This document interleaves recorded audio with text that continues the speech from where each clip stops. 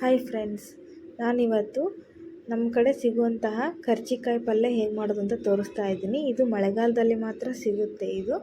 ಇದು ಸೀಸನಲ್ ಅಂತ ಹೇಳ್ಬೋದು. ಯಾಕಂದರೆ ಇದೇ ಸೀಸನಲ್ಲಿ ಸಿಗೋದು. ಇವಾಗಲೇ ನಾವು ಮಾಡಿಕೊಂಡು ತಿನ್ನಬೇಕಾಗುತ್ತೆ. ಇದನ್ನು ಇವಾಗ ನೋಡಿರಿ, ಮಾರ್ಕೆಟ್ನಲ್ಲಿ ಕೂಡ ಸಿಗುತ್ತೆ. ಇದು ಸಿಕ್ಕರೆ ಮಾತ್ರ ಬಿಡಬೇಡಿ ಫ್ರೆಂಡ್ಸ್, ತುಂಬ ರುಚಿಯಾಗುತ್ತೆ ಇದು ಪಲ್ಯ. ಒಂದ್ಸರಿ ಮಾಡ್ಕೊಂಡು ತಿಂದು ನೋಡಿರಿ.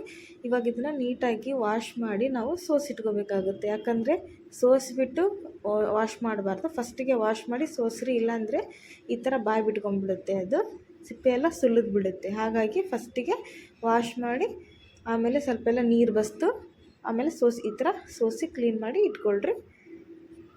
ಇವಾಗ ಇದ್ರದ್ದು ಫ್ರೈ ಮಾಡಿ ಪಲ್ಯ ಹೇಗೆ ಮಾಡೋದು ಅಂತ ತೋರಿಸ್ತೀನಿ ನೋಡಿರಿ. ರೊಟ್ಟಿ ಜೊತೆ ಸೂಪರ್ ಕಾಂಬಿನೇಷನ್ ಇದು. ಇವಾಗ ತವ ಬಿಸಿ ಮಾಡಿಕೊಳ್ರಿ.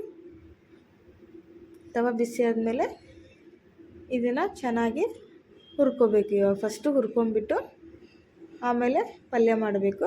ತುಂಬ ಟೇಸ್ಟಿಯಾಗಿರುತ್ತೆ. ಸ್ವಲ್ಪ ಕಹಿ ಅಂಶ ಇದ್ದರೂ ಕೂಡ ರೊಟ್ಟಿ ಜೊತೆ ಅಂತೂ ಸೂಪರ್ ಕಾಂಬಿನೇಷನ್ ಇದು. ಬ್ಲಡ್ ಶುಗರ್ ಇರೋರಿಗೆ ಅಂತೂ ಬಹಳ ಒಳ್ಳೆಯದು ಇದು.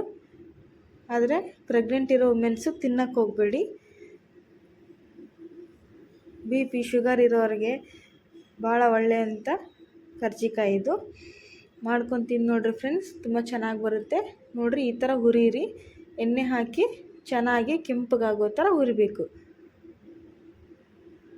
ರೊಟ್ಟಿ ಜೊತೆ ಕಟುಮ ಅಂತ ಚೆನ್ನಾಗಿರುತ್ತೆ ಇದು ಪಲ್ಯ. ನೋಡಿರಿ, ಈ ಥರ ಕೆಂಪಗಾಗೋ ಥರ ಹುರಿಬೇಕು. ಅಂದರೆ ಅದರದ್ದು ಟೇಸ್ಟು ಚೆನ್ನಾಗಿ ಬರುತ್ತೆ. ನೋಡಿರಿ, ಕೆಂಪಗಾಗಿ ಹುರಿದ್ಮೇಲೆ ಇವಾಗ ಇದನ್ನು ಸೈಡಿಗೆ ಎತ್ತಿಟ್ಕೊಳ್ಳೋಣ. ಇವಾಗ ನೋಡಿರಿ, ಬಾಣಲೆನ ಬಿಸಿ ಮಾಡೋಣ ಗ್ಯಾಸ್ ಮೇಲೆ ಇಟ್ಟು. ಇದಕ್ಕೆ ಇವಾಗ 1-2 ಸ್ಪೂನು ಎಣ್ಣೆ ಹಾಕ್ಕೊಳ್ರಿ. ನಮ್ಮ ಕಡೆ ಅಂತೂ ಈ ಸೀಸನ್ ಮುಗಿಯೋವರೆಗೂ ಆ ಪಲ್ಯನ ಡೈಲಿ ಮಾಡ್ತೀವಿ ಮನೆಯಲ್ಲಿ. ಇದಕ್ಕೆ ಈ ಪಲ್ಯಕ್ಕೆ ನಾನು ಒಂದು ದೊಡ್ಡ ಉಳ್ಳಾಗಡ್ಡಿ ಮತ್ತು ಕರಿಬೇವು, ಕೊತ್ತಂಬರಿ ಮತ್ತು ಹಸಿಮೆಣ್ಸಿನ್ಕಾಯಿ ಖಾರ ತೊಗೊಂಡಿದ್ದೀನಿ. ಹಸಿಮೆಣ್ಸಿನ್ಕಾಯಿ ಖಾರನೇ ಹಾಕಿ ಚೆನ್ನಾಗಿರುತ್ತೆ ಟೇಸ್ಟು. ಇವಾಗ ಎಣ್ಣೆ ಬಿಸಿ ಆಗಿದೆ. ನಾವು ಹೆಚ್ಚಿಟ್ಕೊಂಡಂಥ ಉಳ್ಳಾಗಡ್ಡಿ ಮತ್ತು ಕರಿಬೇವನ್ನ ನಾವು ಒಗ್ಗರಣೆಗೆ ಹಾಕಿ ಚೆನ್ನಾಗಿ ಫ್ರೈ ಮಾಡಿಕೊಡ್ರಿ. ಈ ಪಲ್ಯಕ್ಕೆ ಯಾವುದೇ ಕಾರಣಕ್ಕೂ ನೀರು ಹಾಕಬೇಡಿ. ನೀರು ಹಾಕಿದರೆ ಚೆನ್ನಾಗಿರಲ್ಲ, ಅದು ಕೆಟ್ಟೋಗುತ್ತೆ ಪಲ್ಯ. ಸುಮ್ಮನೆ ಎಣ್ಣೆಲೇ ತಾಳಿಸ್ಕೋಬೇಕು ಅದನ್ನು. ಇವಾಗ ಉಳ್ಳಾಗಡ್ಡಿ ಕೆಂಪಗೆ ಫ್ರೈ ಆಗಿದೆ. ಇದಕ್ಕೆ ಹಸಿಮೆಣ್ಸಿನ್ಕಾಯಿ ಖಾರದ ಪೇಸ್ಟ್ ಹಾಕಿ ಅದನ್ನೇ ಕೂಡ ಎಣ್ಣೆಯಲ್ಲಿ ಚೆನ್ನಾಗಿ ಫ್ರೈ ಮಾಡ್ತಾಯಿದ್ದೀನಿ. ಆಮೇಲೆ ಇದಕ್ಕೆ ರುಚಿಗೆ ತಕ್ಕಷ್ಟು ಉಪ್ಪು ಹಾಕ್ಕೊಳ್ರಿ. ಉಪ್ಪು ಹಾಕಿ ಚೆನ್ನಾಗಿ ಮಿಕ್ಸ್ ಮಾಡಿಕೊಳ್ರಿ. ಇದು ಎಣ್ಣೆಲೇ ಉಪ್ಪು ಮತ್ತು ಖಾರನ ಚೆನ್ನಾಗಿ ಫ್ರೈ ಮಾಡಿಕೊಳ್ರಿ. ಅಂದರೆ ಅದು ಕೂಡ ಕರ್ಜಿಕಾಯಿ ಹಾಕಿದ ಮೇಲೆ ಚೆನ್ನಾಗಿ ಮಿಕ್ಸ್ ಆಗುತ್ತೆ.